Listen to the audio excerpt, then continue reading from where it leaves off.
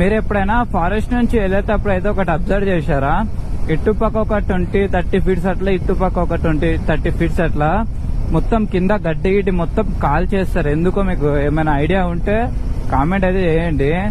అది ఎందుకు చేస్తారంటే మన ఫారెస్ట్ నుంచి వెళ్ళేటప్పుడు బైక్స్ మీద అయినా కార్స్ పైన అయినా ఏమైనా ఎనిమల్స్ ఉంటాయా మనకి ఆ పొదలో దాపుకొని నుండి ఒకటేసారి అటాక్ చేయడం వల్ల కనిపించదు మనకి. దానివల్లనే ఇటుపక్క అటుపక్క ఎప్పుడు చూసుకున్నా మీరు ఫారెస్ట్ లో మొత్తం గడ్డి గిడ్డి ఏం లేకుండా కుల్లా చేస్తారు, మొత్తం ఇటుపక్క క్లియర్ వ్యూ ఉన్నట్టు.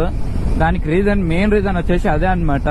అంటే కొంతమంది అనుకోవచ్చు ఇటుపక్క ఫారెస్ట్ మొత్తం కాలిపోయింది అది ఇదని, దాన్ని కాలిపోవడం అన్నారు. కొంతమంది అడిగిండ్రు నాకు, చాలా మంది దాన్ని కాలిపోవడం అన్నారు. గవర్నమెంటే ఇట్లా మొత్తం ఇట్లా చేస్తారు.